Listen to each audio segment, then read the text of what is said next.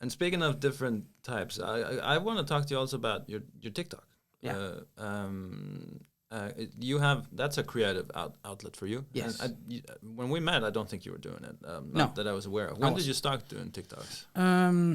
I think it was COVID season 2. If you Yeah. put it like that. Electric Boogaloo. Yeah. Now it's personal. Because back then I was living with my best friend in the same apartment, and she works at a place where if she had been around somebody who had COVID, she would have to isolate like very hard, and I mean we would just basically, if she was in her workplace and she had to be like, she would text me like, somebody at work said that they had COVID or were exposed to people that had COVID over the weekend. We cannot talk.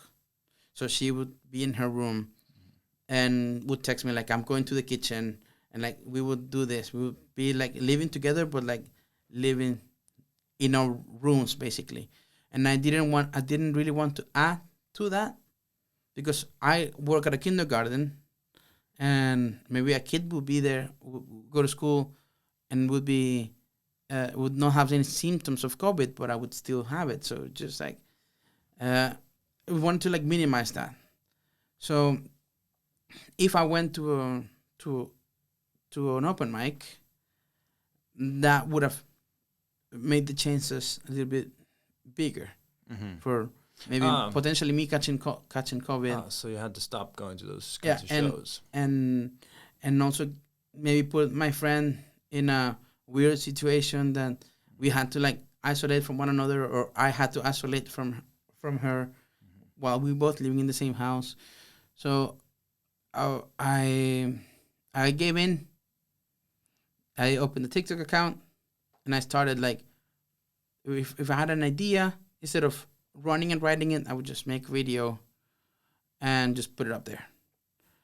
Or like I had material from like previous shows and that I would just copy and like, or make clips and just like put them on there.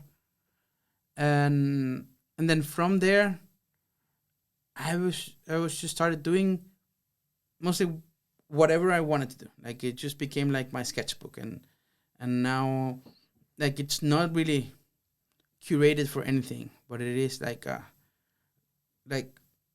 look inside of like what I do, and it started getting like bit more traction when I started doing like a series of me documenting going to the gym. That which was also my way to practice Icelandic, because like my Twitter is mostly in Spanish because most of my friends I keep track of their lives via Twitter in Spanish. My Facebook and my Instagram are basically in English because I have more people from like that speak English. I have some family, some friends in both, so I have it in English as a common language, except when I really want to write something in Spanish, and then I put it in there. But like TikTok was like, I was just doing it for myself, and I was not even like advertising it in any other of the social media platforms that I had. So I was like, okay, I'm gonna do this in Icelandic to like practice.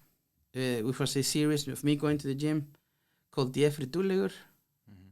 And I was just it was just 15 seconds to 30-second video of me saying what I did at the gym. In a comedic way? Yeah. Okay. Sometimes in a comedic way. Sometimes if I didn't have the energy for that, I did this and that. So like a short video blog. Yeah. Because like for example, if I was at the treadmill and I would just have like a short video of me in the treadmill and be like, this is me, running away from my imposter syndrome, or Tharna ég running away from sjálfstæðisflokkurinn or something like that. And then somehow like it got traction. Like I was just like around day 6 or 7. Like there was one video that got like all of a sudden like 20,000 views. Wow. And that must be a rush to see. I didn't understand. I was like, why do people care so much about me going to the gym? My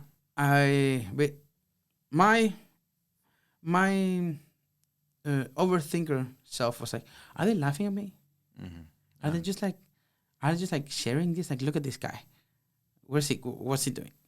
And it's like, are they in on the joke or are they laughing at me? What's it's like, and but before that, my videos would just make like 1,000 to like 5,000 views. And then suddenly up to suddenly 20. just one had like 20,000 views, and I was like, okay, what's happening?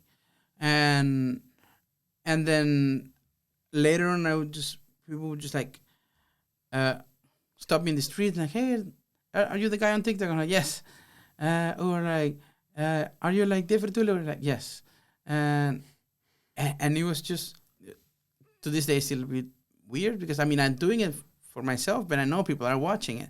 Mm-hmm. But like, and there got to a point that at the kindergarten, like before the summer, that a group of kids saw me at the playground with the kids as we were about to close the school, and they walked into the school looking for me,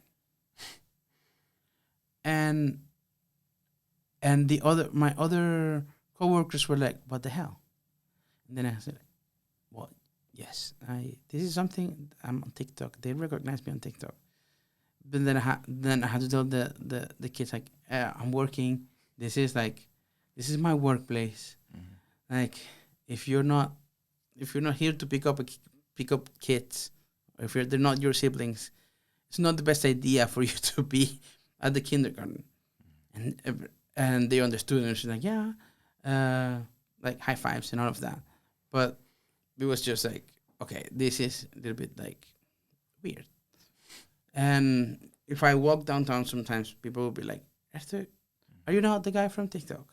I'm like, "Yes." And so to this point, I don't really know if they actually care about me going to the gym, or if they are like laughing at me. But I mean, that's my overthinker self. But I enjoy it. I enjoy the attention. I think it's really cool. I think it's